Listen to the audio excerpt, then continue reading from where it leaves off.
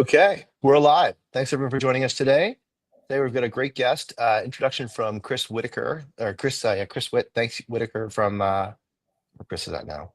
Nonetheless, introduction to Bill Stinnett. Bill Stinnett's a 37-year sales coach leader, Started and when I was 4 years old. Yes, when sir. you're 4 years old, hustling lemonade stands.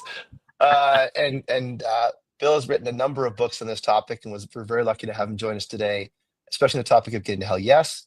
Our conventional architecture or conversation flow will be a little bit different today because we want to make sure Bill has ample opportunity to talk about some of the things that you write about in your books and things that people can hear from in our audience around getting to hell yes. A lot of things we talk about on this show, as everyone knows, is really about like finding that getting to hell yes buyer. And often we talk about other people's stories and what they do and the tactics that they take to find the hell yes buyer, specifically in property management and real estate. Oh, oh, do you? Okay. 1 second. I'll just change spices. I'm just doing a live. Ooh, I thought I had a free room here. I'm gonna get bumped. That'll be interesting. That'll be the first time that's ever happened to me before. And nonetheless, we'll. What's that? You're okay? You're not coming? Okay, thank you. Good, because I'm live. Well, that's what happens when you steal a conference room at a Pay conference. no Now attention and to the then. man behind the curtain, right? That's right. That's right. Okay, where was I? On the conversation of getting to yes, the goal of the conversations that we have on this show are to help people share stories around what they do to get to hell yes, and how they look at the customer journey, how they understand their customers, tactics, strategies, and even some of the kind of uncomfortable questions around objections, alternatives, and creating a commitment to change. So with Bill today, we're going to get into some of the kind of like classic conversations that all of us need to learn or relearn as we're going through the sales process. And as we're learning how to sell. Now, I think one of the things that Bill and I were just chatting before the show is that sales is emerging as one of the very defensible roles in the world when you take a look at this external disruption that's happening and being forced upon us today. And that external disruption can be a number of different things. There's the political things that are happening, there's trade things that are happening. And of course, you've got artificial intelligence that's accelerating change all around us, and that's virtually impossible to ignore. So excited to get started with Bill today. Thanks, Chris, for the introduction today, and we'll kick it off like we always do. Bill, a little bit of your background. How did you get into this role? And let's go from there. How did I get into this role? That's right. Well, I failed in music school was how I got into this role. Like Alan Greenspan. I think Greenspan was in Juilliard, so there you go. You might have been partners. Was he really? Well, I knew I was going to be a speaker when I was 14 years old. I was invited to a bass fishing seminar, and I heard two guys teaching people how to catch bass, and I just knew at that instant, 14 years old, I said, that's what I'm going to do for a living. But I didn't know exactly what it was going to be. I thought maybe I'd go to music school. I've got a little background in that growing up, and thought I'd be a professor, and did really well at the first school that I went to, and University of Northern Colorado. And then I transferred to one of the top music schools in the country called New England Conservatory of Music in Boston. And I went from being one of the better players in school to one of the worst players in school. I bet. And, right, because that's a Juilliard level school. Yeah. And so when I say I failed out, I didn't get kicked out, but I just determined pretty quick that this is not what I was probably going to be doing. And so I was looking for a way to make. I found some guys that were making a lot of money in sales, and I said, "Whatever it is you're doing, I want in." Yep. Excellent. And how did you end up in the coaching role? Like you had obviously there's some professional development. You did some work. You sold, and then Yeah. you ended up in the coaching and the authorship side of things, which is absolutely fascinating. Yeah. So in 1988, I started selling, and one of the first things I started doing is listening to cassette tapes. Now, any of your audience members that aren't familiar with what a cassette tape is, I'm sure you could find one at your local museum and learn about that. But I listened to cassette tapes by all these really great motivational speakers, and I heard one named Zig Ziglar.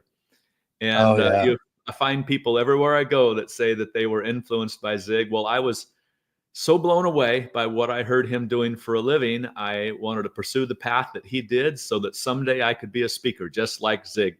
Now, I'm not just like Zig by any means, But I got a little bit of zig in that I've been able to do this for the last 24 years as a teacher and a coach and a consultant and an advisor to sales organizations. And I did, like you said, publish a few books along the way. So I kind of went in Zig's direction. I never made it big like he did. When folks are reaching out to you, and this is kind of like you preempt the conversation in terms of like the problems that you solve and why you're different, and again, like the methodologies that you teach, like why, I mean, other than the fact that we're not hitting a potential, but like people get stuck in an equilibrium, things are going okay, and then they seek to find a sales professional that can help them with coaching. What problems are people approaching you with? And then I guess the first question is, what's the problem they're approaching you with? And then second to that, when when you go look and you're starting to diagnose and really kind of activate the coaching, what are the very most common problems that you see when you're talking to sales pros or sales organizations? It's a really good question. Thank you. So let's kind of take that in a couple of angles, if you don't mind. Yeah. So when I started the business in 2001, I had a career, as you indicated, in enterprise software sales. So it made sense to me that I would be maybe helping other people in that same Hmm. space, the IT space. So I developed a couple courses. One I called Power Prospecting for New Hmm. Business, which was something I'd done a lot of. And also I created a course called Selling to C-Level Executives, which was a skill that I developed through the 90s that paid off big time in terms of being able Hmm. to sell large multi-million dollar transactions at the C level.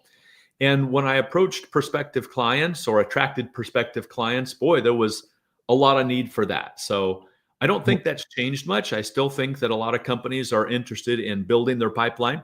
So prospecting is never going to go get old. I published a new book on that topic just a couple of years ago called the Digital Selling Handbook. So, So it's kind of like prospecting for 2025. hmm. And selling to executives is never going to get out of style because, as you indicated before, we talked about before the show started, the real differentiator in sales is to be able to articulate what it is we're actually going to do for the client, how it's going to impact their business or their personal lives.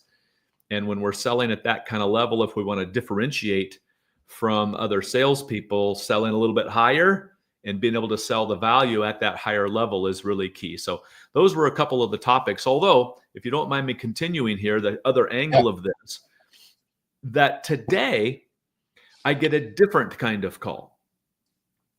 I'm So curious to hear this. there's still this need for salespeople to learn how to prospect well, learn how to sell to executives, sell value, et cetera, and of course, negotiation skills and a bunch of other things. But my customer has always been, back up, my customer's never really been the salesperson themselves. So I don't offer courses, for example, for an Mm. individual to sign up for $99 or $999. My customer is a sales executive, Hmm. man or woman leading a sales team saying, I got 40 people or 400 people. We need to get better at something. So the call I'm getting now from that executive is not so much my people need to learn to prospect better or my people need to learn how to sell to executives better. The call I'm getting today is my people are scared to death. My people are freaked out by how much the market's changing, how much our own company is changing. We've got reorgs every 30 minutes. We've got discouragement. We've got bewilderment. We've got morale problems. And I can't get people to change as fast as we are changing as a company. And I need some help with culture and how to get salespeople to change and keep up with the pace of how fast the market and our own company is changing. So my business has moved away from only doing sales skills training to now I'm kind of in the, if you could call it change manager, I call it change leadership business. Yeah. And do you think that that's, it's funny when you're out there selling, you know, my personal story here is my junior, like my child is my oldest is a junior in college, and he's looking for a summer job right now, and he's talking about getting into sales, and he's looking at two different sales opportunities. One of them is, and both are door to door, and I'm a huge proponent. I'm like, go do it, dude, go do it, go, get the nose right, go, eat shit. right? That's what you got to do to learn how to get that, and do it early when you got not much else to sell, to lose. He has two Hmm. alternatives before him. He's got pest control opportunity, and then solar panels, kind of classic summer student stuff. I said to him, say, well, I'll tell you what, do you want to make it easy on yourself or hard on yourself? He said, well, obviously I like it easy on yourself. I go, which one of those is a pain? And which one of those is nice to have? I said, well, pest control seems to be a bigger of a pain. I said, yeah, that's a pain. You can just, we want to get, you see mouse droppings, you activate, right? Solar panel, you can kick that down the road for a while. So Yes. what do you think? And people move on loss aversion theory, right? Your background in psychology well exceeds mine. And, so focus on the pain. And so he's activating on a pain sales cycle this summer. We'll see how that plays out. But I'm curious when you're talking about everyone talking to you right now, they're not seeking, it doesn't sound to me like they're seeking for incremental improvement. It sounds to me like they're seeking to solve kind of like all this structural change that has created a tremendous amount of friction and pain in their organizations, and they need help. They're not tooled up, they're not equipped. Yeah. There, I hate to say that we're somehow past sales skills because we never will be. I think that Mhm. even for people that have been selling 20, 25 years, when we come into a workshop, it's a game changer. They walk out of there thinking differently about how they sell. We've got plenty of new people coming into the profession. But as we said here, you just mentioned maybe there's something that's taking precedence here that is about getting people to do, in a lot of cases, what they already know how to do. So it's not uncommon for us to come into an organization that has already invested $1 million or $20 million in some sort of a sales training methodology. They've developed their own sales training courses. They've even got an internal sales training team. We've got Mhm. an instructional design department internally. We've got all these resources. We've got more training than our salespeople even have time to take, and they won't use it. We're providing all these technology tools to automate this and automate that. In fact, we've automated them to death, and they won't use the tools. So my job, interestingly enough, has become come in and help to drive execution on plans we've already got, drive adoption for Mhm. systems that we've already invested in, and drive application of methodologies that are not complex, but are in some cases cumbersome or confusing or just not that useful to salespeople, and help to reformat things such that salespeople actually want to do it. So I'm in the business of helping sales organizations utilize the tools and the systems and the technologies and the training that they've already got. That has become my business today. So often do you hear the complaint that our sales folks just won't use Salesforce? Constant. We actually had people, one of my previous companies, we had people hired just to do the Salesforce work for the sales folks because the Yep. sales folks were just unwilling to kind of do the lift, right, Yep. in order to get things through. And But so let me make a couple comments on that as soon as you're done. yeah, Sorry. yeah. No, and it was often, it was either there's one of two excuses, and these aren't reasons, they're excuses. It was the excuse was, well, we'd rather have our salespeople selling than entering stuff into Salesforce. And that was the complaint from the sales teams, right? It's like, hey, would you rather have me selling or pounding in deal details in Salesforce? Okay, there's that one. And then the other one was that, well, salespeople, they're just not really good at admin, was kind of like the second one. And so those are kind of like excusing away bad behavior or Mm. non-commitment to change. If I go back to even thinking of the challenger sale kind of principles of like the wildcat salesperson, right, who would go out there and get the drive their own deal kind of pipe independent of the collective pipe, but eventually bring in a deal that would make their numbers, that kind of thing.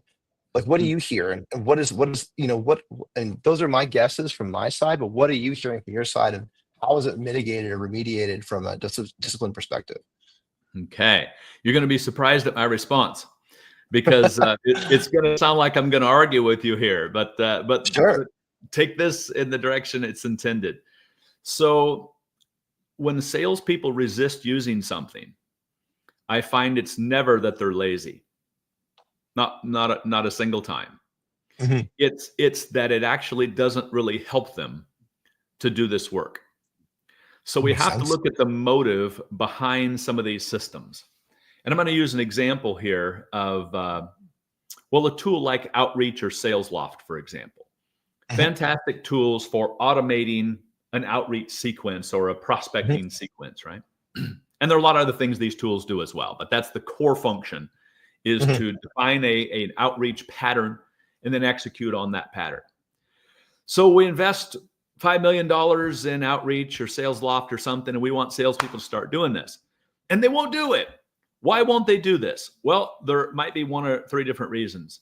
Number one is that it is the motive behind using it is so that sales managers can get a visibility or insight into what salespeople are doing. They want to micromanage who's calling who and who's sending an Mhm. email to who at any given time so I can see this data. That's fine. But if the motive is simply, I want to be able to see what people are doing and it's not set up to actually help them do their job, then naturally they're going to resist. There's this Mhm. law in psychology of this, path of least resistance, if you will, right? Path of least effort. And Yep. people will choose the least effort to get the best result. If somebody has to sit there and type extra stuff in, or they've got to sit there and rejigger a system for 5 minutes before they can send an email, naturally they're going to resist. So if Mhm. we look at motive, first of all, that tells us a lot because it may not be designed to actually help them. It's designed and put together so somebody else can look at the data. Number two Sure. is that the quality or the content that's in it can be garbage. And so it's Mhm. not uncommon to have a Salesforce implementation, for example, that is set up in a too cumbersome way. There's too darn many fields to fill out to enter a contact or a prospect or a opportunity. But just as much, you'll find when you dig into them, these databases are incredibly dirty. We don't know who owns these accounts. We have duplicate entries in there, and on and on and on. So what I'm trying to say is, if this thing is difficult to use and it's going to burn up my time, why would I want to use it? And I Mhm. find that tons of salespeople and lots of sales managers do all their business in a spreadsheet and then throw it into Salesforce or something the night before we're going Sure. to do account reviews or Focus opportunity calls. reviews, because it's just easier to work on the spreadsheet. Now, this is Mhm. not because Salesforce or Outreach or any of these tools are bad. The implementation can be, let's say, not very well done. And the quality of the content or the data within it can be so dirty or so antiquated or so junk that it's just not worth using. So I'm here defending the sales guys. Like, wait a second, Mhm. Mhm. don't pick on my sales guys because I love my sales guys. We have to make it something that they actually it's easy to use and that they want to use. Make it helpful to them, and then we might see a little bit different behavior. So that's my approach to it. Interesting. And so when you take about, I mean, you just came out with a book on change from the salesperson's perspective, or one of your first books was on change and sales implementations. And so like when you kind of tie those things together, when you, especially when you talk about the theme of this show about getting to hell yes, right? It sounds as though many of the implementations from a technology perspective don't consider the behavior of the end user when they're modeling the implementation. Yeah. Remember, I said there were three different things we have to keep in mind. Number one's Yeah, motive. Number two is the quality of the information that's in amazing. a system. Number three thing we have to think about, does it actually benefit the customer at all? Hmm. Because we can look, does it help management? Does it help a sales guy do their job better? But is it actually improving the customer experience? So something like an automated email sequencer that sends out garbage content every other day is not beneficial and helpful to the customer. And so we Right. have to think about, I think, from all three angles. In fact, the number three, does it help the customer, might need to be number one because that's where it all begins.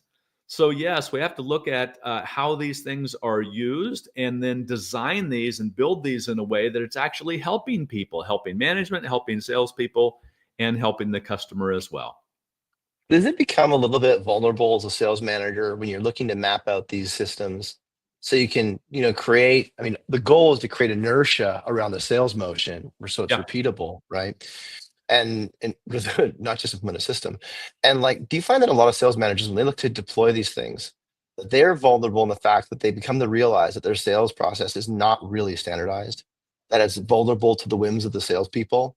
And so they're not actually, we don't have, we may think we've got a pre-baked model. We may think we've got playbooks, but no one's using them. We think we've got sales decks, but everyone has their own. We think we've got call scripts, but everyone does it their own way. And so if I were to go and deploy it and try and harmonize it to a mediocre middle, we're actually kind of depowering everybody that's closing deals. Wow, you're teeing me up for some great responses, my friend. I mean, I live it myself. We're a small sales organization, and I find myself just kind of, oh no, I haven't done this right. I got to go back to the basics. Yeah, this is so good. So let me just make a couple comments here, because Yeah. again, I will fight for my salespeople, because in the end, I got to get them excited about doing this, or the whole thing is for naught, right? If a sales guy doesn't want to use this stuff, they're going to find a way not to use it. I guarantee you. I think that's a great point, right? So you said, how do we make this something that people want to use and something that is worth using? Isn't that the question? Or no? Well, the question was really around like, do sales managers, like when we go and look to deploy a system, for starters, it's hard to get salespeople in a room to provide their input because they're busy selling. Oh, you said standardize. Yeah. Standardize to get to consolidate it to even a 60% solution or 65%, model of how we deploy sales, so you can map it into technology, so you can get the inertia around a repeatable sales motion, right? Yeah. And then be able to deploy it to salespeople that are going to accept the solution. Yeah. Whereas let's talk about many salespeople, let's talk about that. Let's talk about that. So I've been doing this for a very long time, as you said. And when I got into this business of teaching sales, there were already a dozen great sales methodologies out there. And there's been a few more added even since then. And all of these have some sort of a sales process, the steps we're going to go through to sell something to a customer. And of course, most companies recognize it's not a bad idea to have a standardized sales process, right? You got this first stage, and here are the things we do. And then we move to the next stage, and here are the things we do in that stage. There's a lot of value in having a codified, organized sales process that we can follow. But here's what ends up happening with that. We get so wrapped around the axle of the things that we're going to do and the steps that we're going to take and the internal systems we're going to use and the boxes that we're going to check, that a lot of times it doesn't even align with the way the customer's buying. So you mentioned I wrote a book 24 years ago. I wrote a book called Think Like Your Customer. And this wasn't new in those days, and it's not new today. But you'd think it would be, because in this book, one of the things that I talk about pretty extensively is how to align your sales process to the customer's buying process. Because we can have a sales process and I can work through that all day long and check the box next to every little thing I'm supposed to do and still not close the deal. What has to happen here are the things that I'm doing have to lead the customer to take the next step in their process. So if we define what the customer has to do in order to buy, we align our sales process to that, you'll find a lot more salespeople buy into it. We teach salespeople how to ask better questions of the customer, align with the customer's buying process, and become a partner to them to facilitate the process, as opposed to pushing them toward closure by the end of my quarter, which is what we all want to do, right? To get the deal in. Yeah. We need to align with what the customer is doing. Now, that doesn't mean that I'm not going to try to influence the customer's timetable. Absolutely going to do that. And when possible, I'll try to align it with the end of our quarter. Absolutely. But if I am unaware of the steps they have to go through, the people that have to provide approval, et cetera, then a salesperson in out there in action is going to do what they need to do to facilitate the buying process. And a lot of times it doesn't line up with our check boxes. That's because our check boxes usually aren't built to be aligned with the way customers buy. And do you find that, like, so when you go to dissect that and break that down, and I've been in this spot before where we found ourselves in retrospect, like really almost embracing the fact that every deal was a brand new deal. Everything seemed like a white piece of paper every single time we started. And in a retrospect of the year or the 2 years prior, we kind of looked at ourselves and said, well, we're catching wins here. We're not making wins. Like we're not actually driving the experience. We're catching wins. That's the best way I can say it. And and I find that, like, when asked as to what the repeatable process is and what the buyer's journey is, so we can align it, even then it was like, we don't know. Yeah. Let's just keep throwing energy at it, right? And so how do people start to understand and codify that specific part of understanding? And I mean, okay, there's some know your ICP. Oh, that's great, right? Those are great pieces of information. Who's your buyer? But like ultimately breaking it down into like, how do you quality check that? Because what I've seen in my past, and I've done it myself, is I've seen that, the checklist of things you got to do to be able to build out your sales process. And the the box was checked, but in retrospect, we checked the box, put it on the shelf, and did nothing with it. Or we checked the box, but the quality was not nearly the depth that needed to stand up to the smoke test in order to be able to be something that we could repeat. So where do you start? How do you begin to kind of quality assure those inputs? Yeah, very good. So there are specific things that we need to ask a customer about their buying process. And so I have two different sizes. I've got a 7-question format and a 20-question format, depending on the size and the complexity of the deal. But we have to standardize at least on, we're all going to ask these questions of any customer who's looking at buying, and we're going to forecast the deal this month. Now, if we've got a deal that might close maybe sometime, then I think you should still ask these questions. But if we're going to forecast this thing and we're going to say, Mr. Vice President, we're going to bring in this 100,000 or this $1 million by the end of the quarter, we better know the answer to some questions. And so some of these questions are going to be things like, what's the motive? Why are they going to buy something in the first place? What's really driving this? What bad problem are they concerned with? Or what goal are they trying to achieve? Number 2, urgency. When do they need to get this done? Because I've met a lot of customers who have big problems that just never got around to solving them. I always joke around with people. I got all kinds of needs in my own personal life that I never get around to fixing. Oh yeah,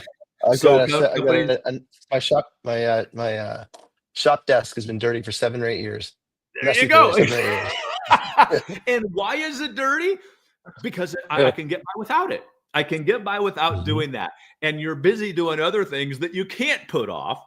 And so number 1 is motive. Number 2 is urgency. What can't you put off? Here's number 3 question. We need to be asking this about every forecasted deal. Consequence.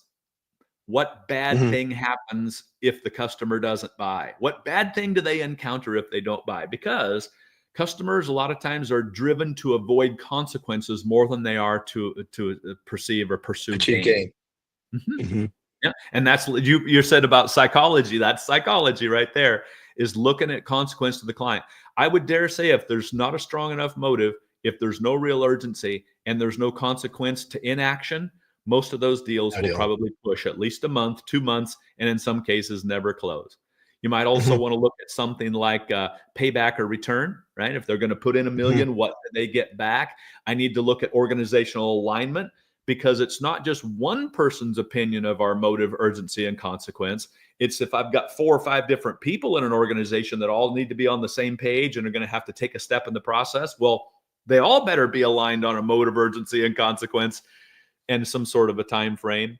And so a variety of topics like that. But that's the thing I like to help people standardize on, is some specific things that we need to ask customers. And then number 2, once we are qualifying better understanding deals, we need to look at the actions and the steps the customer takes. Let me give you an example of this. So one of my large clients, this started in 2016. So that's a long time ago, right? 9 years ago, engaged to help them improve forecast accuracy.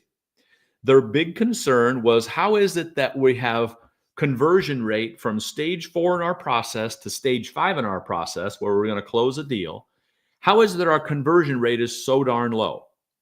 Lots of opportunities in stage 4, not very many of them get into stage 5. Well, we went back and looked at how did they get into stage 4, and we were able to mark them as stage 4 by things that I did, steps that I went to take to try to sell something. But in most cases, those customers that were in stage 4 in the database, at stage 4 in Salesforce.com, they hadn't done the things that a customer needs to do to even get out of stage 2. So we thought they were in stage 4 ready to buy something. They, in fact, were in stage 2, nowhere near ready to buy. And so it's no surprise then that we would find that not Right. many of them would convert to 5, because nobody jumps from stage 2 to stage 5. Right. So absence of things like economic buyer, absence of confirmation of budget, absence of the mode of urgency and consequence, right? Or even accept. So one of the things that we try and move on is acceptance. More so, like I can create an ROI spreadsheet for you all day long. I've done it my whole life, right? But I need you to accept it. Yeah. And when you accept it as the buyer, then I know that we've got confirmation that that is something that we agree on. So, we call it seeking agreements, but seeking an agreement on what the consequence is in some way, shape, or form that you can then the buyer can then go use into market internally to go, bargain for budget. Because they're going to have to get for our product, you're typically not budgeted in the first year at least. And so we've got to go out there and go and get discretionary budget from somebody who these days is not very willing to give it up. Yeah, that's a really good point. I was talking with a friend of mine yesterday about the current reality, and that is that many companies are starting to operate. The term for it is a zero budget management, which Mhm. means that there is no budget ahead of time for things. We just don't take last year's spending plan and somehow mark it up by 7% and apply it to this year. Zero-based budgeting means we're going to take it all the way back down to we're not spending money on anything unless someone in the organization convinces me, the CFO, that we absolutely have to spend this money. And so with zero-based budgeting and that kind of mentality, budgets are being slashed and people don't have discretionary funds to do anything with.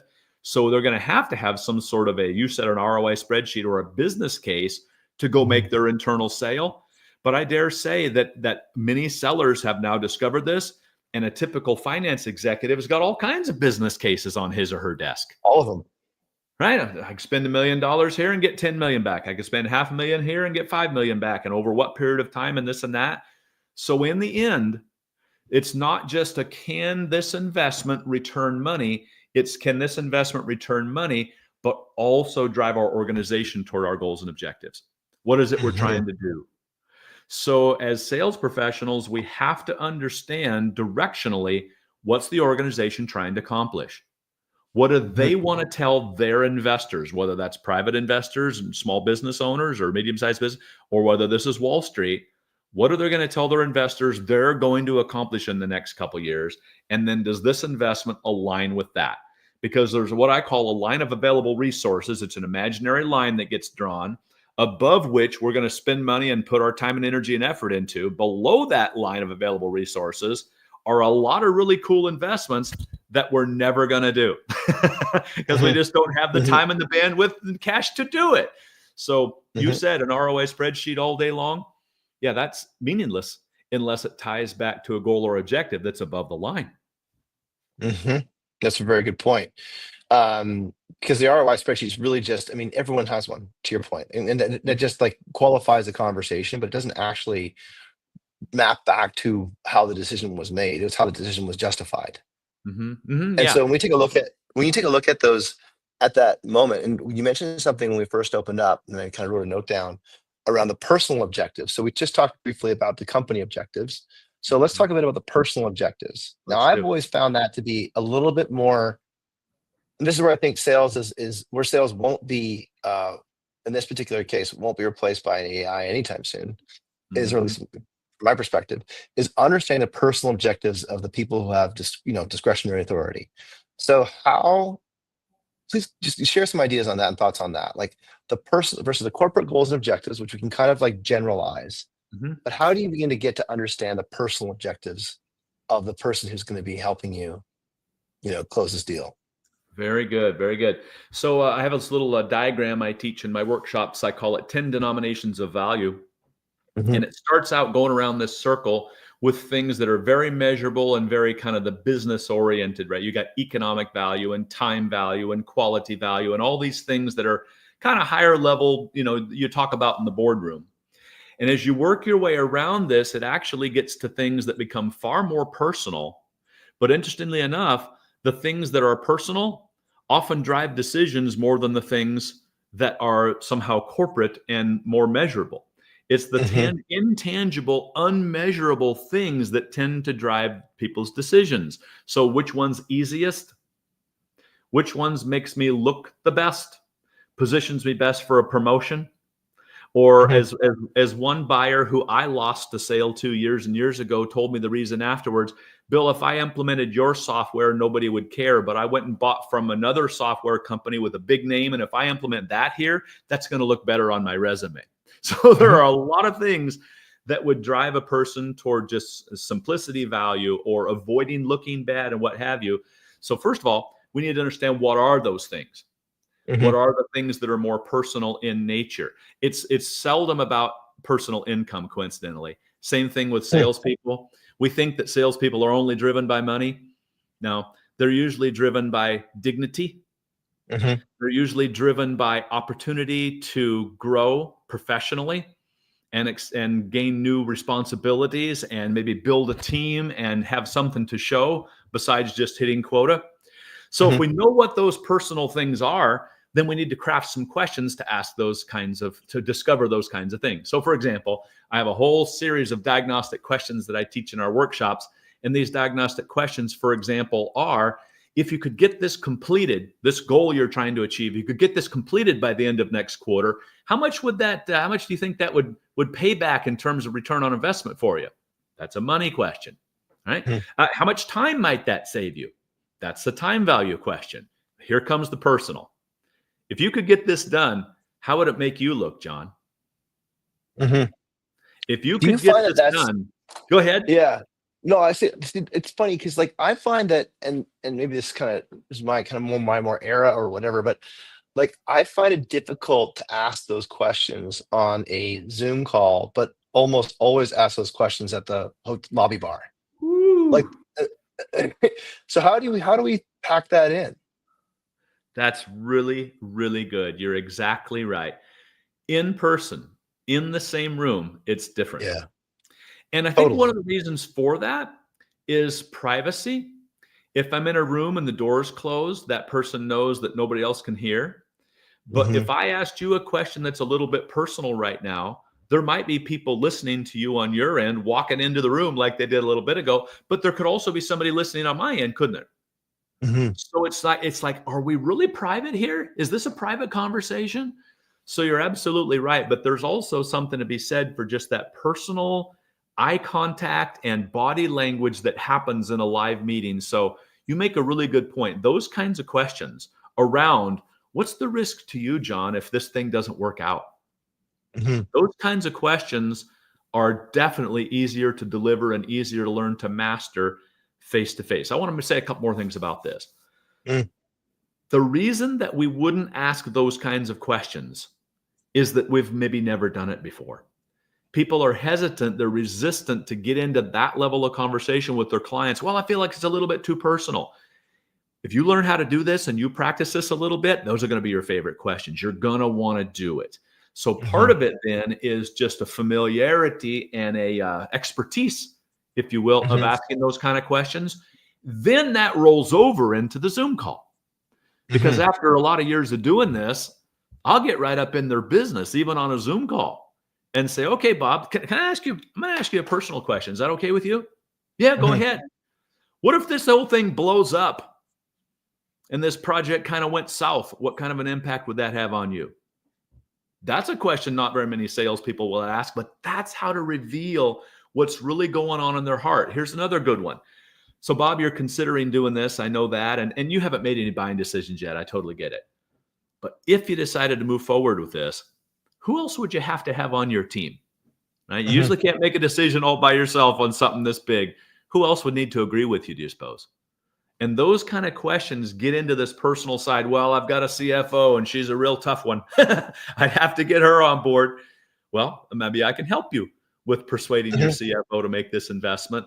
And I want to get to a place by becoming intimate enough with the customer, their own fears, their own internal buying challenges, maybe their own hesitance, Hmm. to understand what's really holding them back. Do you find that those kind of conversations, like, where do they land in the journey of in the buyer's journey? Because like, often you hear, deals in stage five and it's kind of going sideways and the gaps haven't been closed. You know, but when you talk about that, I heard the great expression a few shows back. called the cost of inaction. So COI ROI, Yep. right? So, and Yep. I hadn't heard it for some reason. I never heard it before, but calculating the cost of inaction and then asking those personal questions. Are those pre-deal qualifiers? Are those things that you use once the deal has been sales accepted and then looking to bring that through the funnel? Like, is that a pull or is that a qualifier? Man, you are really good at asking questions. Oh, I got to invite you to come on my show so you can just I, ask some I'd love questions. to. I'd love to. Trying to figure it as we're, it's a state of trying to figure it out, right? Like, at what No, point do you it's kind of really go good. and qualify? Yeah, this is really, really good. So I had you mentioned Chris Whitaker. So I had Yeah. Chris Whitaker called me up. He's a good friend of mine. He called me up yesterday and he's like, Bill, I'm studying AI a little bit here because I'm doing a presentation on it. You really need to write a book on how to sell with AI. And so he's not the first person that told me this. And I responded by saying, well, Chris, that's fine. And who knows, maybe I should. I mean, I didn't know the darndest thing about digital selling until I decided I needed to write this book. And so then I learned a lot Sure. about it. But what I told him was I'm more interested in HI, human intelligence. Human I want intelligence. to help people and I want to help people get better. So the reason I said that is to say we're going to have to trust our instincts. So when it's the right time to ask that question. Hmm. Sales is a little Well, bit like dating, you know. Sometimes you just don't at your first coffee, you just don't say, "Would you like to meet my mother?" It's just a mhm, little premature at that point. So you kind of got to figure out where's the right time to start introducing these questions. But that being said, you got to ask this stuff as early as you possibly can. Let me explain. mm, The further the customer works through their buying process, the higher the risk to them, the more mhm, nervous they get, the more uncomfortable they are, the more they've talked to various different people and they're afraid to make a commitment, the more their boss is expecting a resolution at a certain time. They get to a place where they actually oftentimes go dark and don't mhm, want to talk to us. We have to ask those kind of questions before they get into that what I call the black space or this black cloud, this black hole where they don't want to talk to us. Because when you get into stage 4 and you're trying to close on stage 5 and it's a week before the end of the quarter, they're not going to ask those kind of questions. It would be mhm. rude to ask them that kind of a question.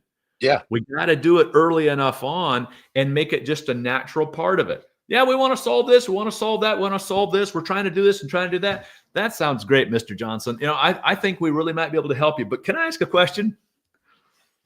What if you didn't get this done by the end of next year? I mean, what if it kind of fell short? What bad thing might happen? That's the kind of question that gets people to open up and think more personally about this. Mhm, And I think we should learn to and practice it enough to decide to become really an expert at asking those questions early on, because that's when you have a chance to build rapport. Every step you take toward that closure, they become a little bit more closed and guarded.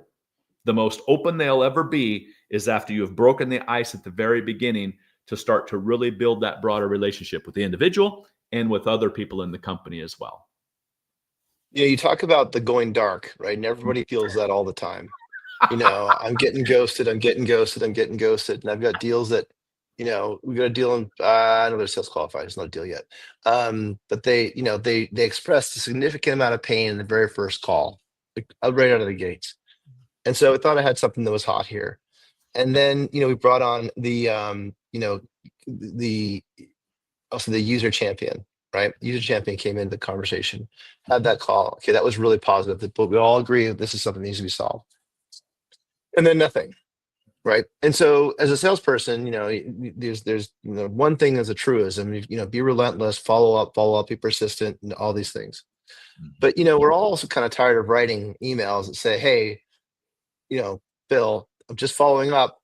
Is this, what kind of coaching do you give in those situations when someone's gone dark? Like, the emails, you really want to provide value and you really want an update. You really want to get a response out of them. Mhm. And somehow it's just like, it just seems, it just does not unnatural, but it seems unvaluable to ask kind of the classic, hey, just checking in, where are we at? Because it really is about me. I'm not asking about you. Like, so what kind of coaching do you give in that conversation? Yeah, boy, that's The like you sale, said, the ghosted it deal. it doesn't help them at all, does it? In fact, those kinds No. of email follow-ups just serve to make me look pretty desperate in most Yeah. cases. So, okay, here's a chance to talk a little bit about digital selling. I decided to understand digital selling a few years ago. I decided I need to understand it because I was wanted to use it for prospecting, meeting more people who are not responding well to emails and telephone calls the way that they once did. But what I discovered through this process of deciding to master the art of digital selling is that today the digital selling takes place throughout the entire process, not just at the beginning. Mhm. So I do see people who will read a book or come to a workshop and say, all right, well, I've learned some new techniques on LinkedIn, for example, to get people to respond and book an appointment with them. But once they book that first appointment, they go right back to selling the old way they did in 2010, and they're not using technology to keep the sales conversation going. You asked a Okay. good question, and I answer questions as if I've got all the answers. I don't know if I've got all the answers, but I'm confident, Doug, on it. So here was the reason they don't call you back is they don't need to. Yeah. They have all the information that they need online, looking at LinkedIn, reading our website, our competitor's website, or probably on Chat GPT or Watson Mhm. X or Copilot, something like that. They don't need to talk to us. So if they don't need to talk to us, most people today are not going to talk to us. So what are they doing? We have to think about what are they doing? They're out reading things, watching things, and listening to things to get additional information that they need to continue through the decisions of their buying process. So here's the question. Mhm. If they're going to go watch a YouTube video, if they're going to go read a white paper, if they're going to go download somebody's report or go read a website, the question is, who's providing those digital assets? Who Mhm. recorded that video? Who wrote the white paper? Who's providing the report that they're going to look at that talks about the 11 ways to maximize your return on investment in fill in the blank, whatever you sell?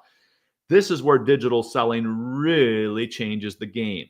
What we have to do is provide the digital assets. These are things that are the written word, infographics, audio, and video. Those four things is what comprise digital assets. We have to provide the digital assets that they can read, watch, and listen to. Mhm. Otherwise, they're going to go find somebody else's digital assets to read, watch, and listen to. And I don't know about you, Interesting. Jim, Yeah. I don't know about you, but I am now hiring people to work for me based on their YouTube videos. Mhm. So I need to hire somebody to help me do color grading on some new video I'm shooting for my new podcast, my video podcast, which is going to launch here in a couple of weeks. So we need to do some professional video grading. So I went on YouTube to learn about video grading. I found an expert and I contacted him. I said, "You're hired. I want some help." Well, he said, "I'm in Singapore, so I can only work with you between 9 p.m. and 5 a.m." Okay. I went back on YouTube. I found another color grading expert, and that person's happy to work with me on my time zone, and I hired them. So Mhm. I'm doing my searching for qualified candidates to help me do things out on YouTube, and Mhm. your customers are too. My Right. customers are too. My customers are out looking for solutions to problems, and they're doing it on YouTube and Chat GPT. So if we can't be found on YouTube and Chat GPT, we basically don't exist. So one of the key things that I just kind of heard there is the be found, right? And so one of the things that we ask in the show often, and in addition, just kind of like the whole industry of SEO, like when we talk about what we sell, we often articulate it in our terms, Yeah. not so much in the customer's terms. Yeah. So how do we make sure that we're producing content that can be found in the customer's terms? How do you Yes. tune that? Whew, this is good stuff, man. I didn't know we were going to talk about this. I'm more excited about this show every minute. I love it. There you And go. we only got an hour here, right? I think we're going to need to fire I this know, I puppy up know. again next Tuesday. I love We'll do this. a This is part a good two. We'll do a conversation. part two. Okay, here's what I would suggest. Get every smart person that you know at your company or even beyond your company together and do a brainstorming session. Mhm. And maybe even poll your customers in this process and find out what are the top 20 questions your customers need an answer to right now. Mhm. So I actually sent out a little request to about 30 or 40 sales executives that I've known over the years. Been doing this a long time, so I know a lot of Mhm. sales leaders. And I said, what's the number one problem you're faced with right now leading your sales team? And I got tons of responses. I turned those into questions. And now I'm naming my podcast episodes the question. Good question. Naming the question so that when people go out and type in, how do you X, Y, or Z, Yeah. it'll find it. I use ChatGPT a lot, just in my personal life and my business life. And I love how ChatGPT, when you ask it a question, for example, I could say, how do you do color grading in Adobe Premiere Pro when you've shot in using a Sony camera using S-Log format, and push the button. And it'll Mhm. come up with some answers. And then at the bottom, it'll say, you might find this video helpful. And there's a YouTube video on there you can go watch. Have you noticed that? Yeah. Yeah. ChatGPT gives you YouTube links all the time now. We Mhm. got to be the YouTube link. And the way you become the YouTube link is that you name your episodes the questions that people are asking. Now, this is not There's a brand new. People have Yeah, been there's a doing really it. good book. There's a really good book called They Ask, Can You Answer? I can't remember Yes. who wrote it.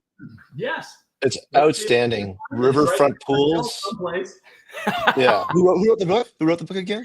I don't know. I can't remember his name, but I Yeah. watch his stuff on LinkedIn all the time. It's Yeah. great. It really kind of got me thinking about that space. And I'll give you one other following your train of thought.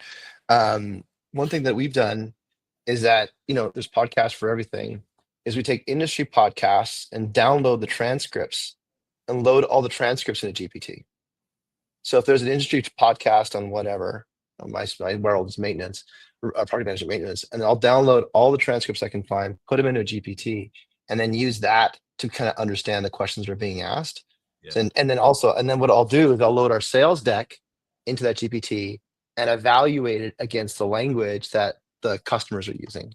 Because I want to That's make it. sure that I eliminate all of my bias. Because I have my favorite words, but those are useless when I'm thinking about an SEO with the customers typing into Google Man, that's and so things true. like that.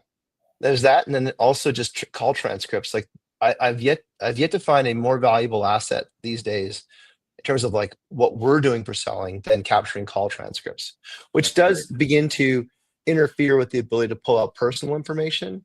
But nonetheless, in terms of like technical discovery and just sales process, like being able to dig in and smoke test a forecast, if you can double click into a call transcript and look at the call transcripts, you're able to do that. And in fact, I download our transcripts and tune the GPT to coach me on how I've handled objections and how I always say, rate this sales call. Oh, this is a 6 out of 10. You could have done these things better.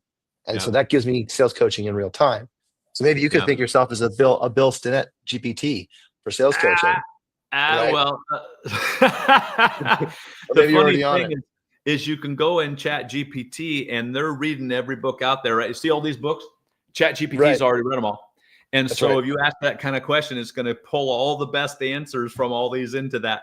But you're making a really good point. As I was figuring out what to name episodes, I did the exact same thing with ChatGPT and said, what are the top 20 or 50 questions that sales leaders are asking? There are also companies, I'm trying to remember the name of one of them right now. I'd give them a plug, but there are companies that actually will pull data from Google and from YouTube and show you literally what people are typing in.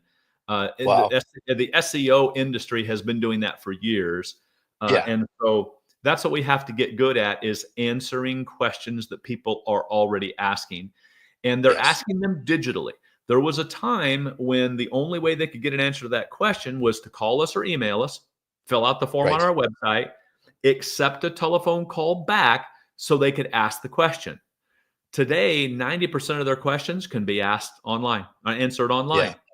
So as Anonymously they say, at any hour. Anonymously at any hour without having to show up in someone's sales pipeline. I can do it sitting in my house in pajamas if I want to. Yeah. Yeah. Or Yeah, less. totally. Yeah, right. Right? Yeah. No kidding. No kidding. Oh, Yeah. outstanding. So as we kind of come to a close, we got about 5 minutes here. What kind of instruction? And we covered a wide breadth of conversation. That's When fun. folks are looking when folks are looking at the sales world today and all the impacts of the last, let's just even the last quarter, and they're seeking to maybe understand the scope of challenges before them for a Q2. What kind of advice would you give them in terms of like things they could start doing tomorrow, things they could start doing on Friday? Yeah. Let's see. What could you do tomorrow? I would say one thing would be to make sure everybody on your team knows how to leverage AI for doing what you and I just talked about, just Right. asking questions about things. One time I was going to spend $250,000. I had it literally priced out to develop a database that you could query that would be specific to our product set, whatever we have for Mhm. sale as a company, any of my clients, industry, right? So what we sell to, let's say, the pharmaceuticals, and also specific to a role. So I'm Mhm. going to go talk to the CFO of a pharmaceuticals industry about the kind of things that I sell. What are the questions that I should ask? What are the conversation starters and that kind of thing? What are the good qualifying kinds of questions that I should ask along the way?